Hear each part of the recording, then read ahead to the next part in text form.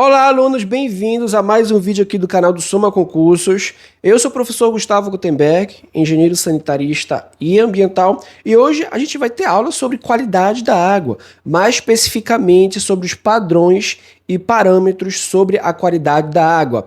Grande assunto presente no teu edital que você precisa saber. Por isso, eu quero que você participe do nosso projeto de aprovação na Agência Nacional das Águas, no cargo de especialista em recursos hídricos. E também, claro, participando, se inscrevendo aqui, ativando o sininho, deixando like nesse vídeo, para você ter outras aulas gratuitas aqui para outros concursos da área ambiental, inclusive da ANA. Então, bora para nossa aula. Bora lá, bora iniciar aqui a nossa aula sobre qualidade da água. Vamos começar falando sobre os parâmetros de qualidade da água, tá bom? E para vocês não se assustarem quando a gente começar a nossa aula, eu já vou dar um resumão aqui do que a gente vai falar, certo? Eu quero que vocês penetrem isso na cabeça de vocês, absorvam, beleza?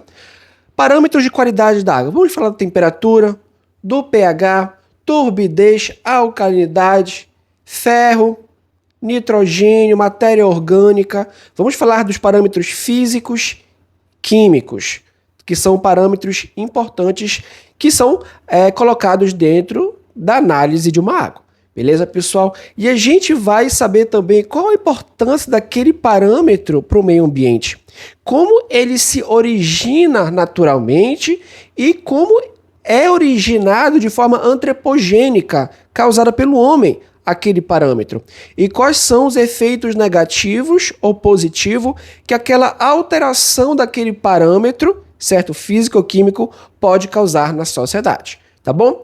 Bora começar aqui nossa aulinha, beleza? Sobre qualidade da água. A gente sabe que a qualidade da água, certo, é utilizada para consumo humano, é utilizada para atividades agrícolas, recreação e preservação de ecossistemas aquáticos. Por isso, a importância aí, tá bom, de uma qualidade da água preservada, uma qualidade da água eficiente, com pureza química e física, sem ausência de contaminantes físicos, químicos e biológicos, tá bom? Que não tenha cor, nem sabor, nem odor. Isso é uma água com qualidade e saudável, tá? Parâmetros de qualidade da água deve aí traduzir características físicas, químicas e biológicas para não causar efeitos negativos ao homem e ao meio ambiente. E deve ser caracterizadas aí em redes de abastecimento de água, águas residuárias também, mananciais e corpos receptores. Todas as águas são coletadas desses locais, certo? Para serem coletadas e distribuídas aí para residências, para consumo final. Então ocorre todo esse tratamento de água, claro, tá, pessoal? E por isso deve ser feita uma análise adequada, tá bom? E existem os parâmetros físicos, os parâmetros químicos, tá? E os parâmetros biológicos. São poucos os parâmetros físicos, que é a cor, a turbidez, o sabor e odor e a temperatura. Já para colocar na tua cabeça para te memorizar para a tua prova. Sabor, odor e cor. Visão, olfato e paladar. Ok? Visão, olfato e paladar. Para te ver o que é um parâmetro físico. E a temperatura e a turbidez. Só para te ajudar na memorização. Parâmetros químicos, temos o pH, a alcalinidade, a acidez, a dureza, o ferro, o manganês, cloretos, nitrogênio, fósforo e o oxigênio dissolvido. São parâmetros que são necessários uma análise química dentro de um laboratório. Análises mais aprofundadas. Por isso, analisamos cloretos, o nitrogênio, o fósforo, a dureza, que precisa de um especialista dentro de laboratório para fazer análises químicas, como vocês podem ver na nossa foto aí. E temos os parâmetros biológicos, que são os coliformes, chamados de termotolerantes, tá? Onde é analisado aí para descobrir se há presença aí de fezes de animais ou humanas dentro daquela água. Por isso é analisado e utilizado os coliformes.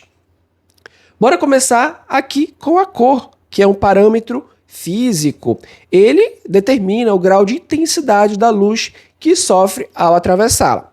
É claro, se uma água for escura, por exemplo, uma água barrenta, que tem uma relação com a turbidez, a cor, tá? Você não vai conseguir olhar a parte mais profunda daquele corpo hídrico, por exemplo. Por isso está muito relacionado com a intensidade daquela luz solar tem de penetrar no teu corpo hídrico. Por isso, vai afetar a cor. A forma constituinte responsável.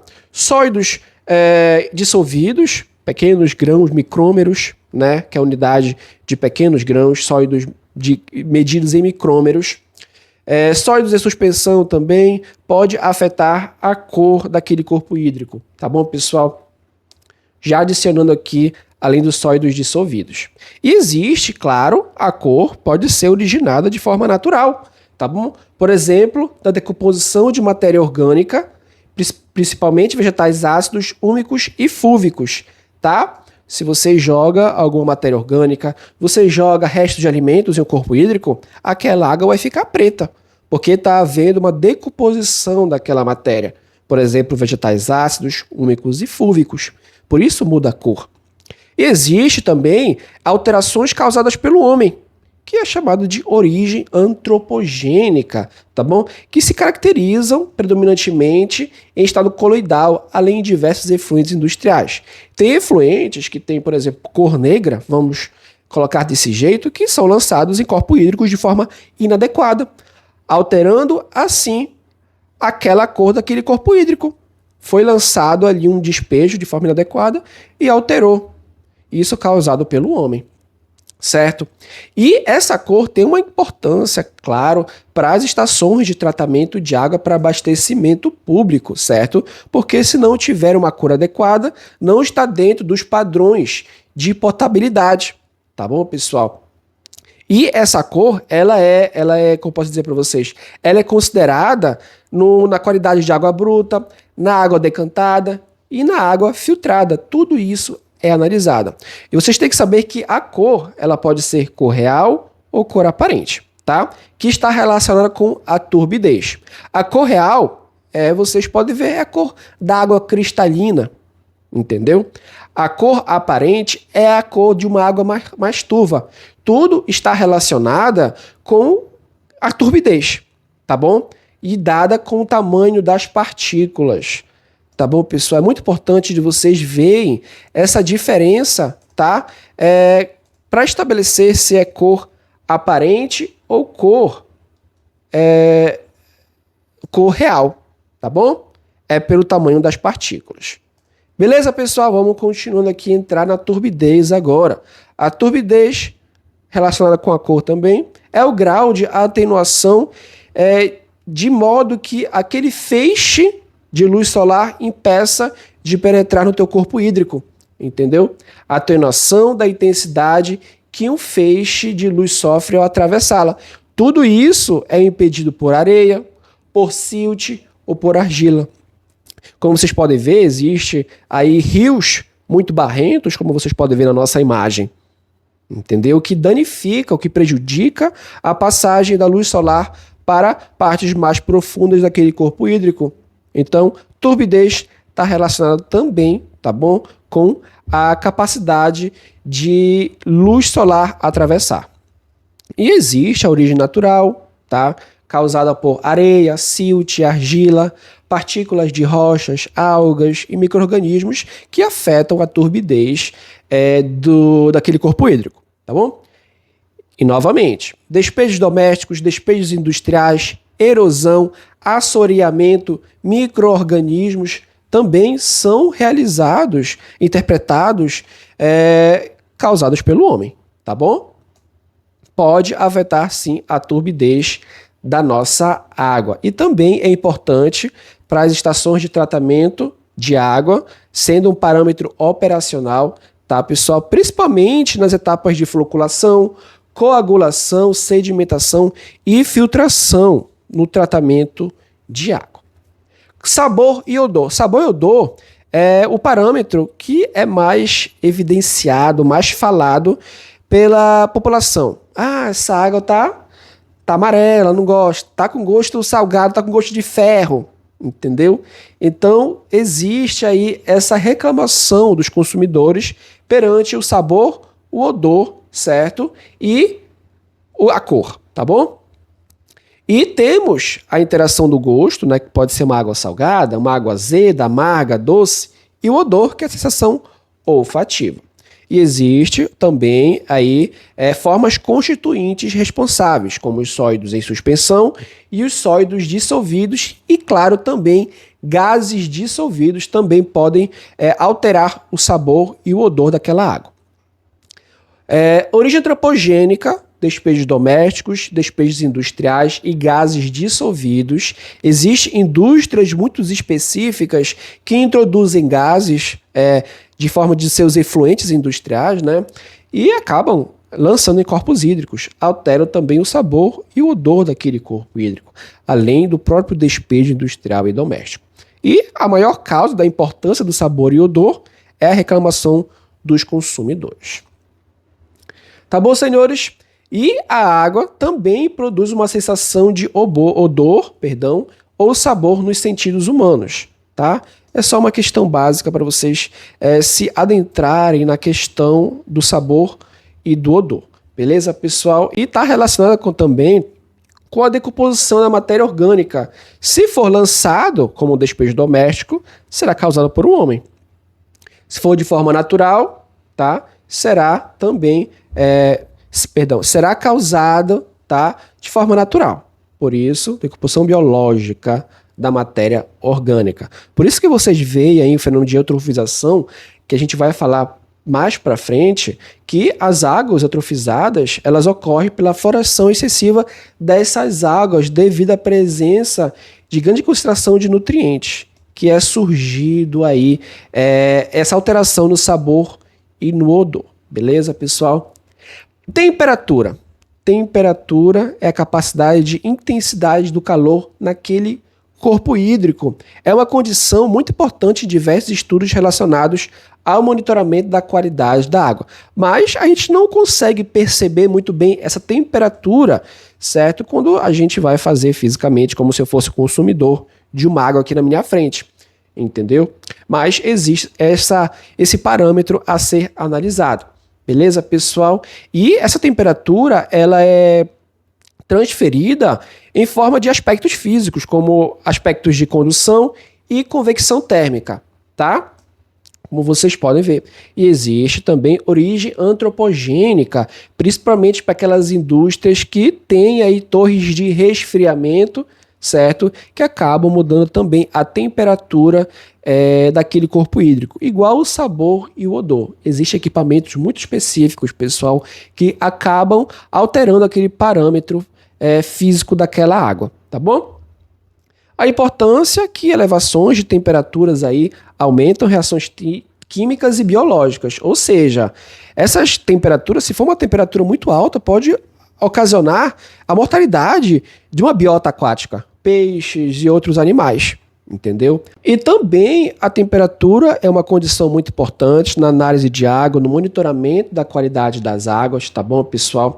Principalmente quando está relacionada com a temperatura reprodução, certo, de animais, porque ajuda bastante. Se não tiver uma temperatura adequada daquele corpo hídrico, vai afetar na reprodução daquelas espécies aquáticas, como vocês podem ver aqui no nosso slide. Tá bom, pessoal? E é importante também para efluentes industriais, certo? Principalmente indústrias, como eu falei anteriormente para vocês, indústrias, tinturarias, galvanoplastias, indústrias de celulose e etc., que utilizam equipamentos específicos aí, que acabam alterando a temperatura daquele rio. Vamos colocar desse jeito para a gente entender mais facilmente, além do corpo hídrico, tá? A temperatura dos efluentes industriais, pessoal, ela pode ser alterada, pode ser tratada através de torres de resfriamento, se aquela indústria causar muita alteração daquela temperatura, tá bom? Agora vamos falar dos nossos parâmetros químicos. Parâmetros químicos de qualidade da água, que são parâmetros que são analisados de forma mais aprofundada. É necessária uma análise laboratorial, com um especialista, equipamentos específicos, tá bom? para analisar os parâmetros químicos. Por isso, é chamado de parâmetros químicos, tá? Como o potencial hidrogiônico, que representa aí o I logaritmo em escala logarítmica, tá? O hidrogênio, perdão, em escala logarítmica. E pode ser estabelecida com pH de 0 a 14. Abaixo de 7, ele é ácido. A mais de 7, ele é básico. Por isso, a água deve estar neutra. Não pode ser com pH baixo, muito menos com pH alto. Tá bom, pessoal? Coloca, escreve isso que é muito importante, principalmente essa relação com pH, tá? E existe o pH também alterado de forma natural, como causado aí por sólidos dissolvidos e gases dissolvidos.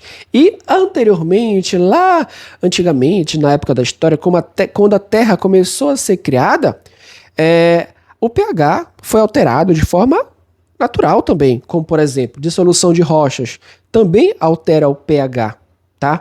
A dissorção de gases na atmosfera, oxidação de matéria orgânica, fotossíntese, tudo isso causa uma alteração do pH de forma natural. Entendeu, pessoal?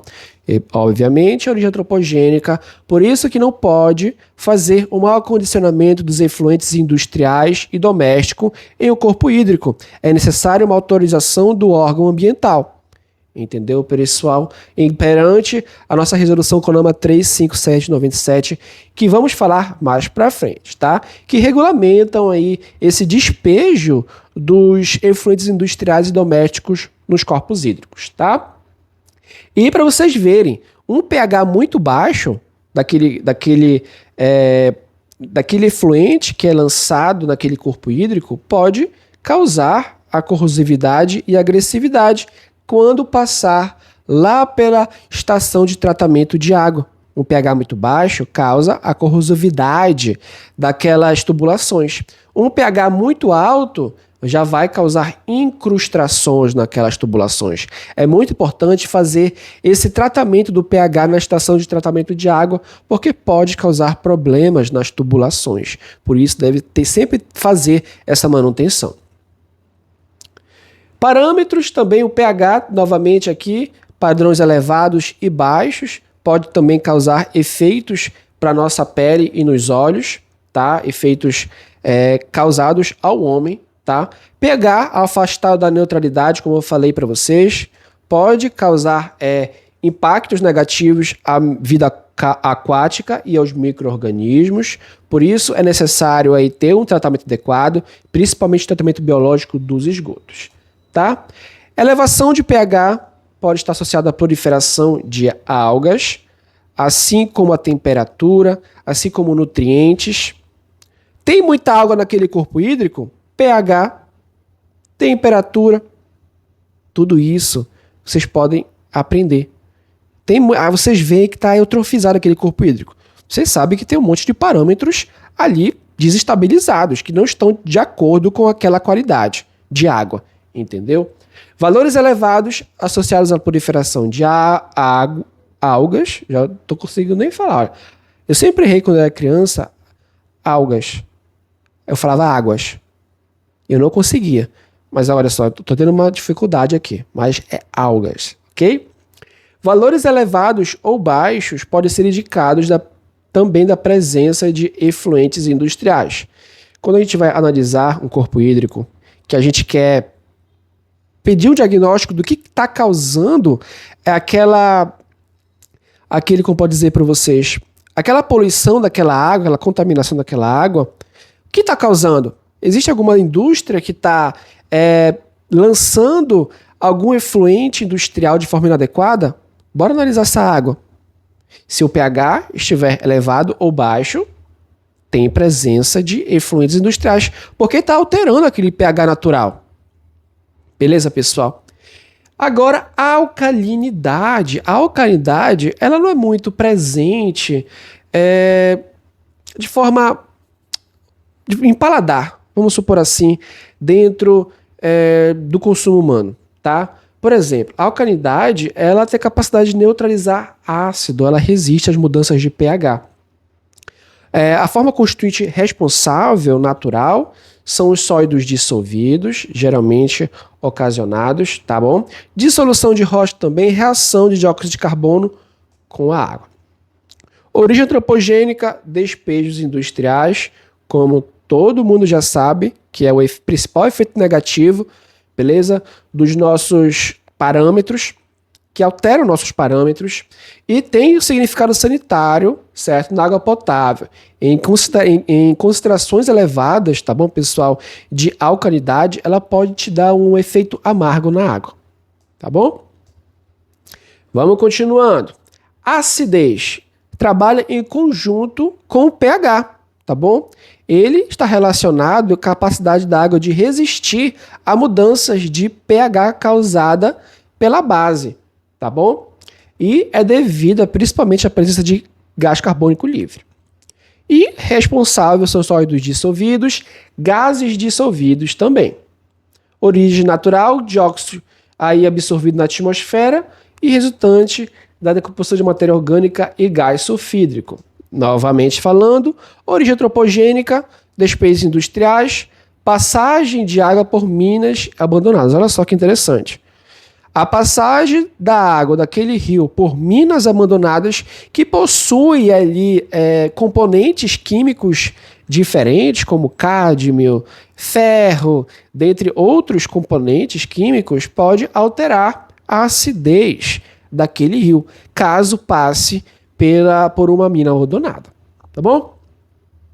A acidez, tá bom, pessoal, é de grande importância para águas, para estudos de corrosão, como eu falei para vocês, que causam um pH baixo causa corrosão, certo? Assim como a acidez está relacionado com isso. E pode ser provocado pelo gás carbônico que está presente nas águas naturais e pelos ácidos minerais presentes em efluentes industriais.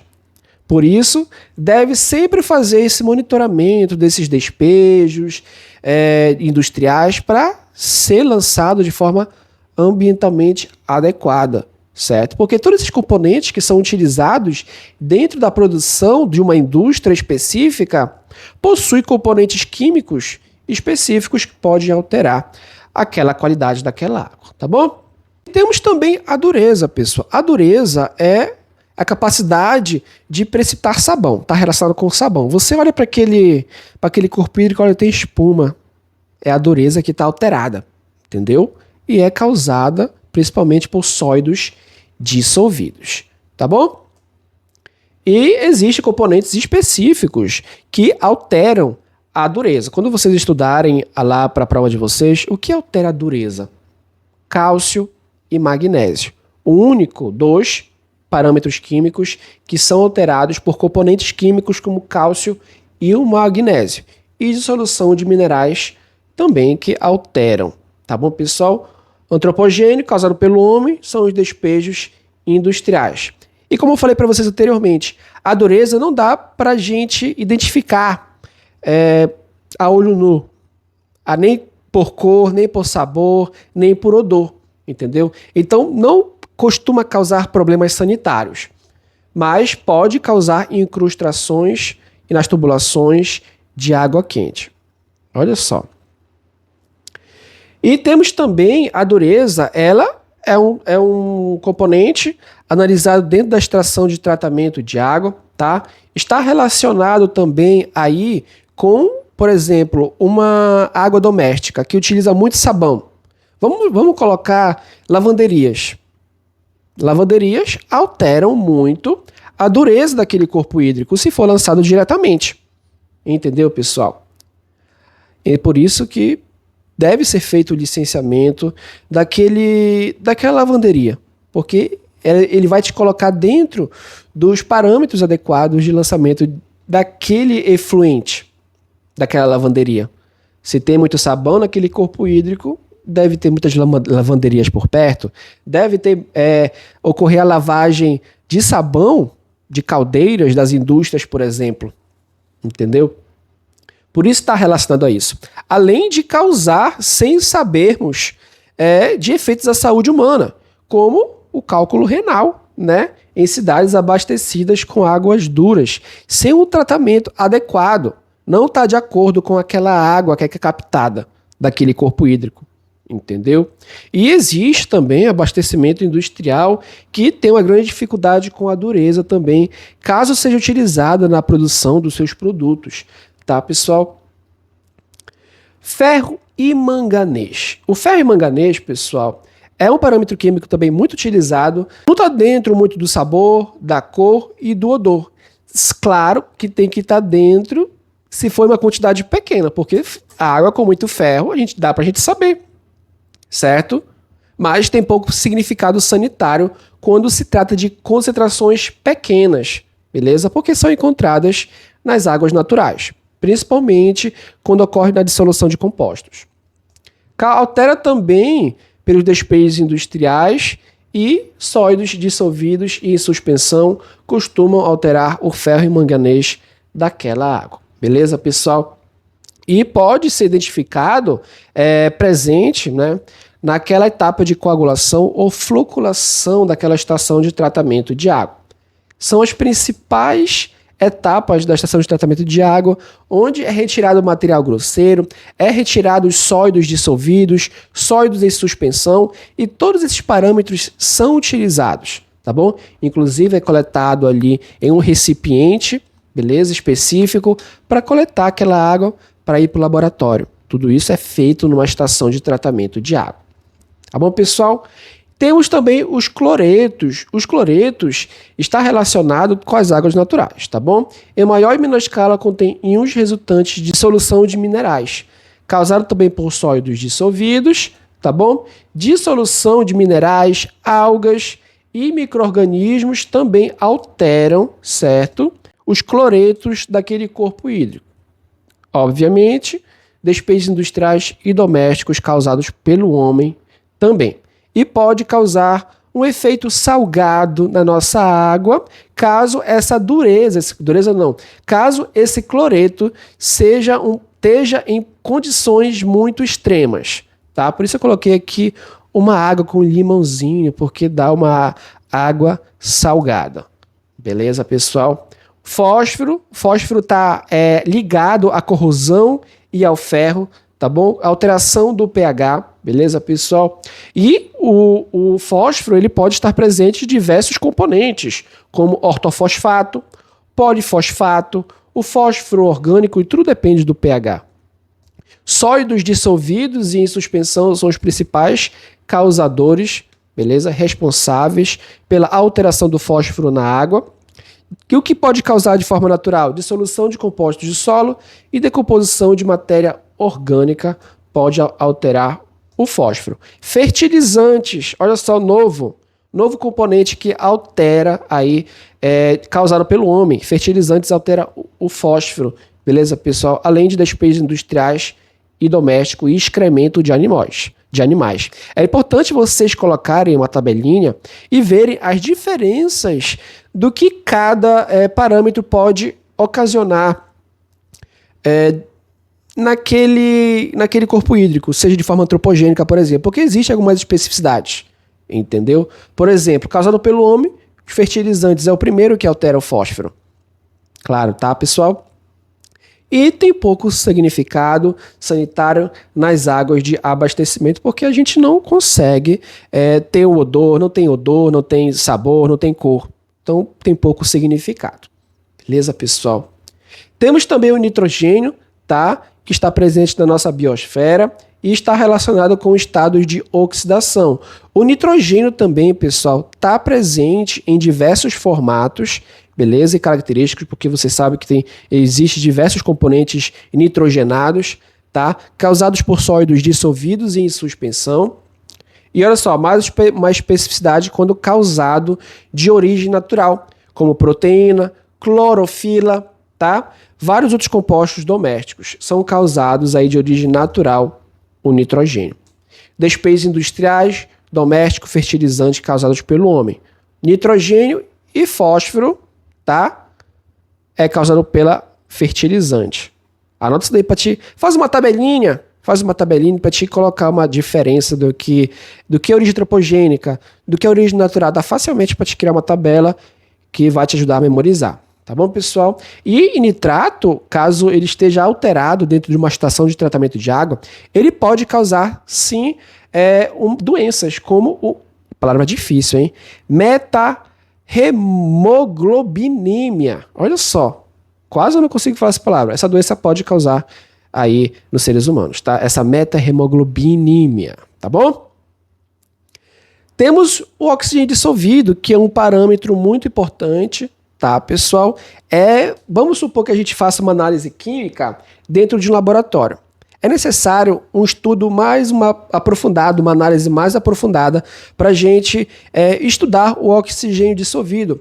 O oxigênio dissolvido ele é muito utilizado em tecnologias de tratamento de efluentes mais avançadas, quando envolve micro-organismos. Certo, pessoal? E existe essa relação de micro-organismos aeróbios, anaeróbios dentro de efluentes mais avançados de tecnologias, né? Como eu falei para vocês. Beleza, pessoal? Então, é fundamental a importância para os organismos aeróbios que vivem na presença de oxigênio. Oxigênio dissolvido baixo quer dizer que tem uma grande mortalidade de peixes.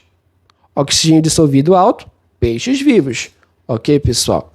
Gás dissolvido é o nosso constituinte responsável. Dissolução de oxigênio atmosférico, produção pelos organismos fotossintéticos, que são a nossa biota aquática da flora aquática. Tá bom? Antropogênico, introdução por aeração artificial. Olha só, isso é uma indústria específica que joga essa aeração artificial em forma de efluente no teu corpo hídrico, que acaba alterando o oxigênio dissolvido e ocasionando a mortalidade dos peixes, tá? Por isso, a importância é vital para seres aquáticos aeróbios, que precisam de respiração. Matéria orgânica, tá? Matéria orgânica que, à medida que você joga aquele resíduo, ou como posso dizer também, rejeito, né, que não tem nenhuma utilidade, ele vai se decompor e vai se transformar em uma matéria orgânica, podendo ocasionar na poluição das águas e também na contaminação. Tá bom, pessoal? E a matéria orgânica ela é estudada principalmente através da DBO e da DQO. A DBO é a demanda bioquímica de oxigênio. A DQO, a demanda química de oxigênio, também está relacionado com o oxigênio dissolvido pelos micro-organismos nos seus processos metabólicos. Beleza, pessoal? Então existe uma relação matéria orgânica, oxigênio dissolvido, DBO e DQO. Nós vamos analisar a matéria orgânica e a oxigênio dissolvido por DBO e DQO. Tá, pessoal? E é causado naturalmente aí por sólidos em suspensão e sólidos dissolvidos.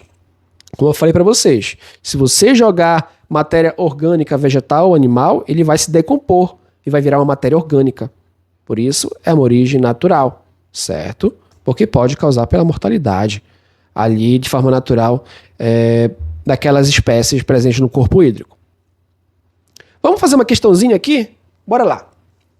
A gente vê se a gente aprendeu aqui.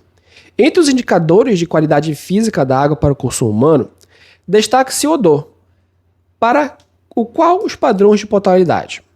Olha só, entra na lógica cor. Imagina que tu é um residente na tua casa, tu vai ver aquela cor, tu vai tomar aquela água? Não vai. Tu vai te sentir desconfortável. Entendeu? Tu vai reclamar que tem aquela cor da água tá barrenta, tá amarela, tá marrom. Entendeu? Então, logicamente, você interpreta que aquela água tem que estar dentro dos padrões adequados na legislação federal, estadual e municipal. Tem que ser uma água boa para todo mundo. Bora lá. Determinam que a tolerância e odores seja uma opção individual de cada consumidor. Eu escolho ter água amarela. Eu escolho ter uma água barrenta. Uma opção individual. Tu acha que o cara vai... Uma rede de distribuição específica para cada pessoa? Não existe. Opção individual, letra A incorreta. Condenam apenas odores similares e substâncias orgânicas de decomposição. Apenas? Existem outros parâmetros para serem condenados, tá? Não é só o odor, não. Tem sabor, tem temperatura, tem dureza, tem cor. Não são abordados em qualquer norma de referência. Não. A legislação da qualidade da água é muito presente na nossa legislação, principalmente em normas e resoluções CONAMA. Temos a resolução 357 de 97, que fala sobre os enquadramentos dos corpos de águas em classes. Temos a portaria 888, que fala sobre a qualidade da água para consumo humano. Isso são normas de referência. Exigem que a água seja completamente inodora. Com certeza, é a nossa resposta correta, tá bom, pessoal? Letra D de dado. Como vocês podem ver no nosso gabaritinho aqui, tá? 2. Um dos parâmetros da qualidade da água é o pH. Sobre esse parâmetro, considere: o valor de pH é importante em diversas etapas do tratamento de água. O pH baixo causa incrustações nas tubulações e peças de água de abastecimento. Incrustações? Não. pH baixo causa o quê? Corrosão das tubulações. pH elevado causa incrustação. Não é pH baixo. Tá bom, amiguinho? Então, 2 está errado. Valores de pH afastados da neutralidade podem afetar a vida aquática e micro-organismos responsáveis pelo tratamento biológico do esgoto. Certo. pH fora da neutralidade, muito elevado, os peixes podem morrer. Muito baixo, os peixes podem morrer. Beleza? Valores altos ou baixos de pH podem ser indicativos de presença de esgotos sanitários, que também pode alterar, como eu falei para vocês, o pH daquele corpo hídrico. Nossa alternativa correta, 1, 3 e 4, letra E, tá bom? A nossa alternativa correta. Pessoal, além das minhas aulas, é muito importante que vocês façam exercícios. A gente sabe que a chave da aprovação são exercícios, principalmente realizados com qualidade. Então, façam exercícios. Nosso gabaritinho aqui. A última questão sobre os parâmetros de qualidade da água. Identifique as afirmativas corretas e dê sua soma ao final. No valor da cor aparente, pode estar incluída uma parcela devido à turbidez da água. Quando esta é removida por centrifugação, obtém-se a cor verdadeira. Com certeza, pessoal. A cor aparente é uma cor turva. A cor verdadeira é a cor real que falam depois que passa pelo processo de centrifugação. Tá bom? Te liga nesse processo aqui. A alcalinidade é a capacidade da água resistir às mudanças de pH causadas pela base. Ela decorre principalmente da presença de gás carbônico livre. Gás carbônico livre. Tá. No meio aquático, o nitrogênio pode ser encontrado nas seguintes formas. Como eu falei para vocês, nitrogênio pode estar em diversos outros tipos de componentes, como nitrogênio molecular, para a atmosfera, o nitrogênio orgânico, a amônia, nitrito, nitrato, são tipos de nitrogênio. Correto. 8. Aqui a gente vai ter que somar, tá? Uma grande parte dos micropoluentes inorgânicos que se dissolvem na água são tóxicos. Ok. Entre estes, possui especial destaque os metais como arsênio, cádmio, cromo, chumbo, mercúrio e prata. Rapaz, esse meu dedo é muito nervoso, né? Dá pra fazer um negocinho bonitinho? Não curto muito essa caneta, mas deixa eu tentar fazer aqui pra vocês. Quando vocês verem esses componentes aqui, esses metais, pode garantir que a tua água está contaminadíssima e não é pouco, tá bom? Água tóxica, beleza? Creme ambiental. Somando 2, 6 e 8, letra A. 16. A 4 está errada, tá, pessoal? Então, beleza, pessoal? Essa aqui foi a primeira parte da nossa aula, vai ter parte 2, onde vamos falar sobre os padrões de qualidade da água, tá, pessoal? Se vocês quiserem mais dicas e conteúdos sobre os concursos da área ambiental, sigam o meu Instagram, que é @prof.gustavogutenberg, e participem aí do nosso projeto da Agência Nacional das Águas. Tá bom, pessoal? A gente vai ficando por aqui. Quem gostou do nosso vídeo, não esquece de deixar o nosso like, ativar o sininho e se inscrever no nosso canal para você receber aí mais dicas e conteúdos sobre os concursos da área ambiental. A gente vai ficando por aqui. Até mais!